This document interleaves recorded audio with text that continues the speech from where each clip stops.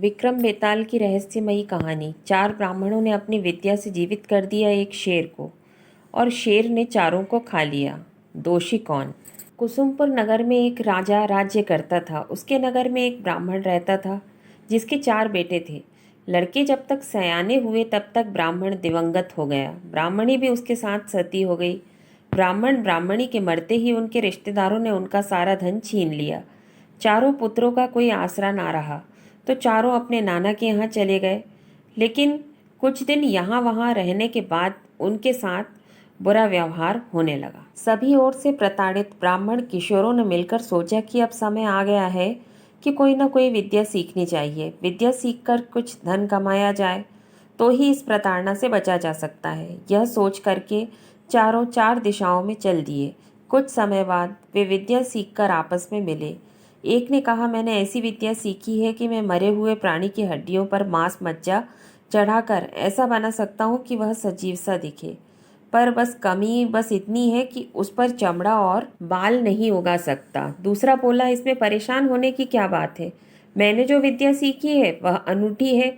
मैं मरे हुए प्राणी पर भी खाल और बाल पैदा कर सकता हूँ। इसके बाद वह बिल्कुल वैसा दिखने लगता है जैसा कि वह सच में होता है। तीसरे ने कहा, मैं किसी शत-विशत प्राणी के सारे अंग उपांग पहले जैसा बना सकता हूँ, यहाँ तक कि वे सब जीवित प्राणियों के अंगों की तरह काम करने लगेंगे। पर हाँ, मैं मरे में जान नहीं डाल सकता हूँ। उसकी बात समाप्त होती कि चौथा उतावलेपन से बोला, मैंने तो अपने गुरु से मरे हुए में जान डालने की विद्या सीखी है। मैं उसमें जान डाल दे सकता हूँ, कोई परेशानी की बात नहीं है। अब तो सबने मिलकर कहा, अद्भुत। विचार हुआ कि सबने अलग अलग अपनी विद्या का प्रयोग किया।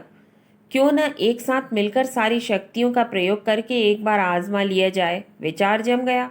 चारों अपनी विद्या के संयुक्त प्रयास की परीक्षा को तैयार हो गए। फिर वे अपनी विद्या की परीक्षा लेने जंगल में गए।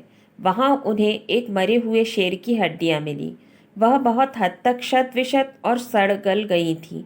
उसे बिना पहचाने ही उन्होंने उठा लिया। एक ने मांस डाला, दूसरे ने उसमें खाल और बाल पैदा कर दिए, तीसरे ने सारे अंग बनाए। अब वह शेर बनकर तैयार हो चुका था, दिखने में तगड़ा और स्वस्थ सुंदर। बस प्राण नहीं थे। निष्प्राण होने के कारण शेर धरती पर पड़ा हुआ था। तीनों की विद्या का परीक्षण हो चुका था। चौथा अपनी प्रतिभा दिखाने को इतना उतावला हो चुका था, इससे पहले कि उस शेर में प्राण डालने के संबंध में कोई निर्णय होता, उसने आव दिखाना ताव शेर में प्राण डाल दिए। शेर जीवित हो उठा। वह भूखा था। उसे अपने सामने 4 शिकार आराम से खड़े हो दिखे। इससे अच्छा अवसर क्या होता? उसने सबको मारकर खा लिया। यह कथा सुनाकर बेताल बोला, हे राजा, चारों ब्राह्मण अकाल ही मृत्यु के ग्रास बन गए। भूल उन्हीं की थी तो अन्य किसी का कोई दोष नहीं, पर यह बताओ कि उन चारों में इस दुर्घटना का अपराधी कौन है? राजा विक्रमादित्य ने कहा, जिसने शेर में प्राण डाले उसने ही सबसे बड़ा अपराध किया। उसके कारण ही सभी ब्राह्मण कुमारों के प्राण गए हैं। बेताल ने पूछा, ऐसा क्यों? सबका दोष बराबर क्यों नहीं? विक्रमादित्य ने कहा कि जब उन्हें सड़ी गली हड्डियां दिखीं तो वे यह नहीं जानते थे कि ये किस जानवर के शेष हैं, क्योंकि वे ब्राह्मण कुमार थे, क्षत्रिय नहीं। इसलिए उन्होंने कभी शिकार नहीं किया होगा। विद्या के प्रयोग से पहले ने हड्डियों का दोष दूर कर उसमें सही किया और ढांचा कर दिया। दूसरे ने विद्या के प्रयोग से उसमें मांस रक्त आदि बना दिया। तीसरे ने उसमें त्वचा और बाल आदि बना दिए। तब उन्हें पता नहीं चला होगा कि यह तो भयानक सिंह है। चौथे व्यक्ति के पास सबसे अहम विद्या थी।